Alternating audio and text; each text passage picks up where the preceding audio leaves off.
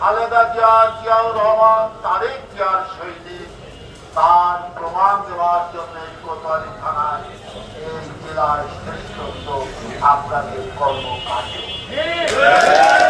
আপনাদের যে কর্মকাণ্ড, আপনারা 1979 সালে প্রথম জিয়াউর রহমানের যে ধানের শীষের নির্বাচন, সেই থেকে অন্তদিন পর্যন্ত নির্বাচনে অংশগ্রহণ করছেন, জিয়ার পার্টির সকল কর্মসূচিতে আপনারা অংশগ্রহণ করছেন, তারেক জিয়ার সাথে আপনারা সকলে কষ্ট স্বীকার করে অন্ত পর্যন্ত আপনারা আছেন। আপনারা হচ্ছেন খাঁটি সৈনিক, কারণ সে কথা আমার বন্ধু সুরাজ করেছে, আমার যুব দলের নেতা বলেছে যে বাংলাদেশে একজন শৈল শাসক ছিল শেখ হাসিনা, আর তার কাছে ছিল আমাদের পরিচিত।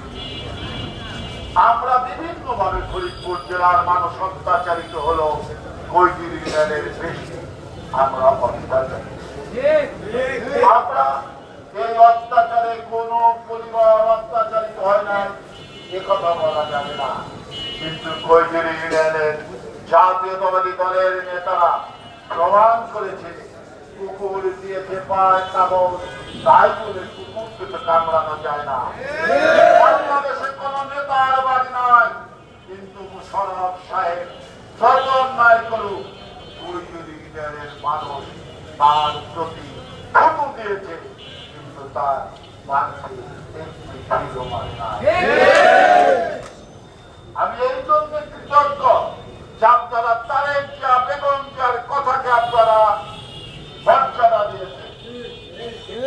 5 আগস্টের পরে আমাদের দায়িত্ব হচ্ছে বাংলাদেশের 19 কোটি মানুষকে রক্ষা করার দায়িত্ব।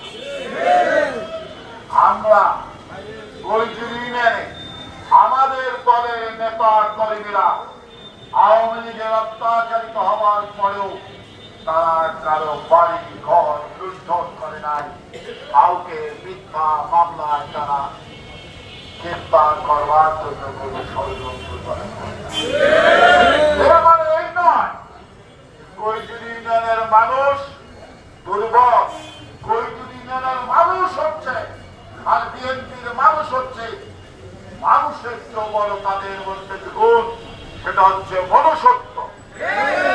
সুতরাং আপনারাই হচ্ছে তারেক জিয়ার খাঁটি সৈনিক, বেগম জিয়ার খাঁটি সৈনিক, বিএনপির খাঁটি সৈনিক। আমি আপনাদেরকে একটি কথা বলতে চাই যে আমি আপনাদের সন্তান হিসাবে আমার চলার পথে অনেক ত্রুটি থাকতে পারে, থাকাটাই স্বাভাবিক, কারণ আমি তো দোষ মুক্ত লোক নই, আমি তো ত্রুটি মুক্ত লোক নই, আমি তো কোনো মহামানব নই, আমি মানুষ। আমার বিশ্বাস যে আপনারা আমাকে নিজেরা যে উদ্যোগ নিয়ে আমার আগামী দিনে নির্বাচন করার জন্য, আপনারা যে সহযোগিতা দেওয়ার জন্য, সহযোগিতা করার জন্য যে উদ্যোগ গ্রহণ করেছেন, আমি ইনশাল্লাহ আপনাদের কথা দিতে পারি।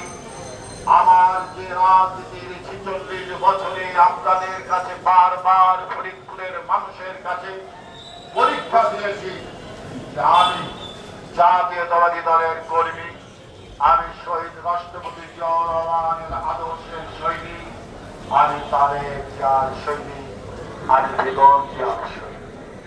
এই পরিবার আমাদেরকে এই 1979 সালে শহীদ রাষ্ট্রপতি জিয়াউর রহমান সাহেব আমাকে ফরিদপুর জেলার ছাত্র দলের সভাপতি করেছিলেন।